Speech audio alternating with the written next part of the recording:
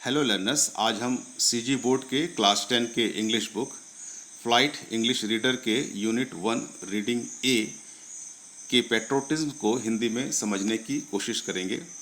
शुरू करने से पहले आपसे रिक्वेस्ट है कि अगर आपने मेरे इस यूट्यूब चैनल को सब्सक्राइब नहीं किया है तो इसे सब्सक्राइब कर लें, बेल आइकन को टच कर दें और दूसरे स्टूडेंट्स में भी इसे शेयर कर दें ताकि सबको इसका फ़ायदा मिल सके। पेट्रियोटिज्म यानी देशभक्ति। इस कहानी के जरिए बच्चों को ये समझाने की कोशिश की गई है कि असल में देशभक्ति क्या होती है। इस कहानी में 4 पात्र हैं। नाना जी हैं, उनके 2 नाती हैं, एक का नाम अजीत है, एक का नाम नैना है और एक पात्र हैं डॉक्टर आकाश। एक बार अजीत अपने नाना जी से पूछता है कि नाना जी, देशभक्ति क्या होती है।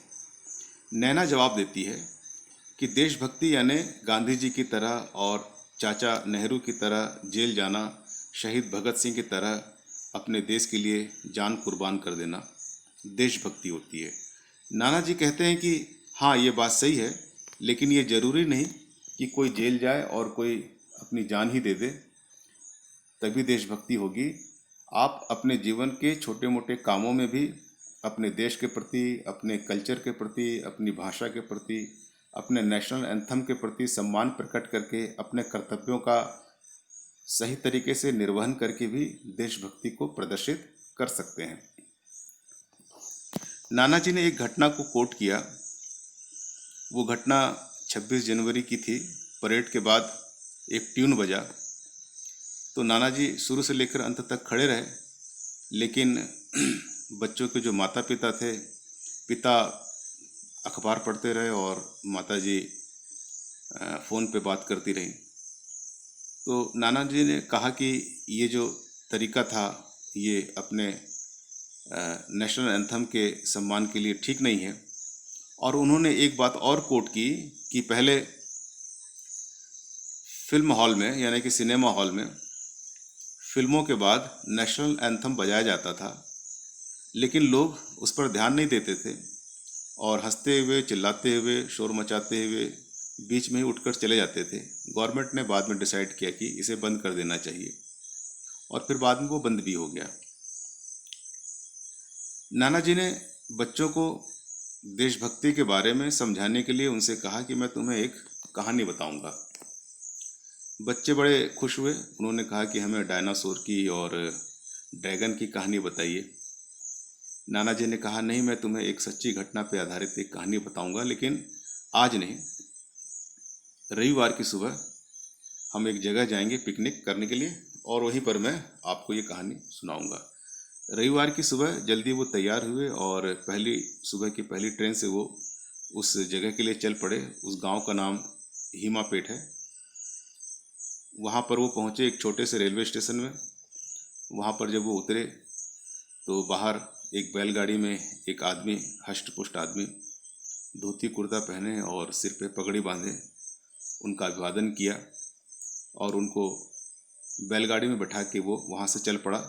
लगभग 1 घंटे के सफ़र के बाद वो एक गांव पहुँचे, हीमापेट, और कच्चे घरों के अलावा वहाँ पर एक ईंटों का पक्का घर था। वहाँ पर बैलगाड़ी रुकी। वहाँ से 2 वृद्ध, एक पुरुष और एक महिला, वहाँ से उनका स्वागत करते हुए अंदर ले गए। वहाँ पर वे ब्रेकफास्ट किए और फिर पिकनिक के लिए वो निर्धारित स्थान पर चले गए। उस जगह पर एक पीपल का पेड़ था और उस पर चबूतरा बना हुआ था। वहाँ पर नाना जी ने अपनी कहानी शुरू की।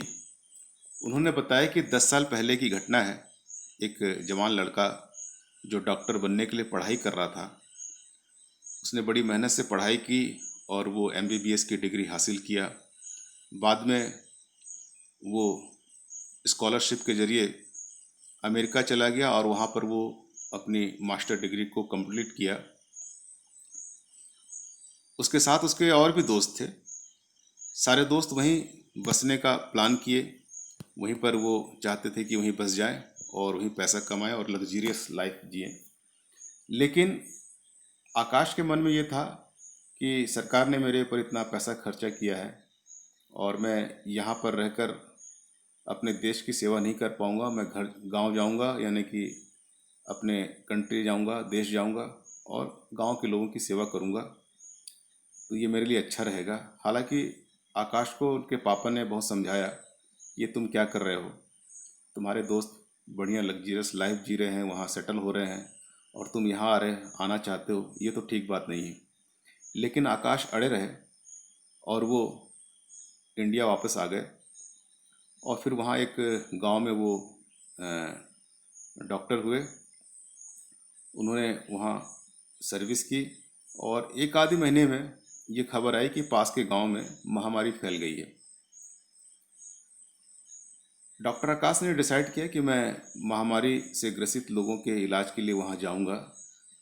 लेकिन पापा के मना करने के बावजूद भी वो एक दिन चुपके से घर से निकल गए और वहाँ जाकर वो लोगों की सेवा करने लगे, उनका इलाज करने लगे। और उन्होंने एक चिट्ठी भी लिख दी, लेकिन चिट्ठी में वो एड्रेस नहीं लिखे थे कि वो कहाँ रहते हैं, क्योंकि वो जानते थे कि अगर एड्रेस लिख दूंगा तो पापा आ जाएंगे और मुझे वापस घर ले जाएंगे। वहाँ वो गांव के लोगों की देखभाल करते, उनका इलाज करते और कुछ ही दिनों में वो भी इन्फेक्टेड हो गए और उनकी तबीयत बहुत बिगड़ गई।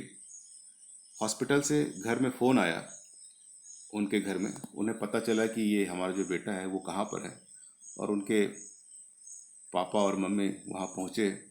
पापा ने उन्हें कहा कि तुम हमें इतनी तकलीफ में क्यों देखना चाहते हो, तुम हमें इतना कष्ट क्यों दे रहे हो, कम से कम मेरा नहीं तो अपनी माँ का सोचो।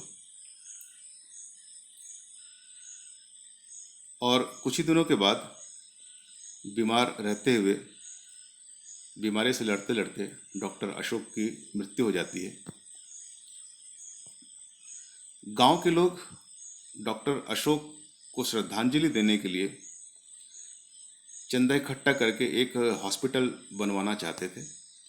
उन्होंने एक चंदा इकट्ठा करने का आयोजन किया, उन्होंने एक अभियान चलाया और बहुत सारा चंदा इकट्ठा किया। उन्होंने स्थानीय एमएलए से भी मिले, बातचीत की और धीरे धीरे करके उस गांव में एक बड़ा सा हॉस्पिटल बन गया।